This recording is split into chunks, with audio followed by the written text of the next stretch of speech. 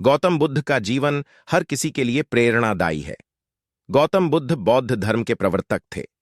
इनका जन्म 433 ईस्वी पूर्व तथा महापरिनिर्वाण 563 ईस्वी पूर्व में था। बचपन में उनको राजकुमार सिद्धार्थ के नाम से जाना जाता था। बौद्ध ग्रंथों के अनुसार गौतम बुद्ध के जन्म से 12 वर्ष पूर्व ही एक आर्षि ने भविष्यवाणी की थी कि यह बच्चा या तो एक सार्वभौमिक सम्राट या महान आर्षि बनेगा। 35 वर्ष की आयु में उन्हें ज्ञान की प्राप्ति हुई थी। वह संसार का मोह त्याग कर तपस्वी बन गए थे और परम ज्ञान की खोज में चले गए थे। आइए आज हम आपको सिद्धार्थ के महात्मा बुद्ध बनने तक के सफर के बारे में बताते हैं। बुद्ध का गोत्र गौतम था। बुद्ध का वास्तविक नाम सिद्धार्थ गौतम था।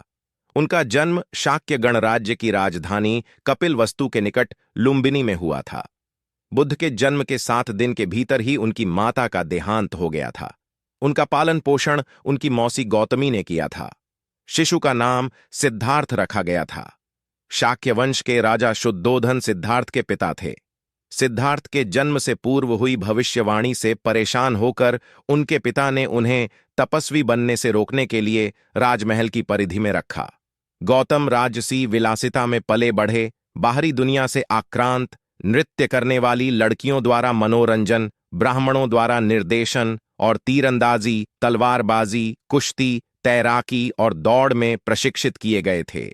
कम उम्र में ही उनका विवाह राजकुमारी यशोधरा से करा दिया गया। दोनों का एक पुत्र भी हुआ जिसका नाम राहुल था। सिद्धार्थ बचपन से ही अत्यंत करुण हृदय वाले थे। वह किसी का भी दुख नहीं देख सकते थे। इतने प्रयासों के बाद भी 21 वर्ष की आयु में उनकी अपने राज्य कपिलवस्तु की गलियों में उनकी दृष्टि 4 दृश्यों पर पड़ी। ये दृश्य थे एक वृद्ध विकलांग व्यक्ति, एक रोगी, एक पार्थिव शरीर और एक साधु। इन 4 दृश्यों को देखकर सिद्धार्थ समझ गए थे कि सबका जन्म होता है, सबको बुढ़ापा आता है, सबको बीमारी होती है और एक दिन सब मृत्यु को प्राप्त होते हैं।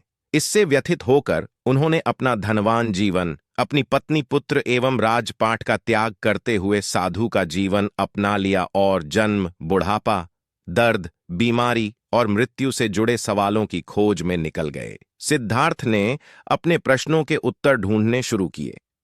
समुचित ध्यान लगा पाने के बाद भी उन्हें इन प्रश्नों के उत्तर नहीं मिले।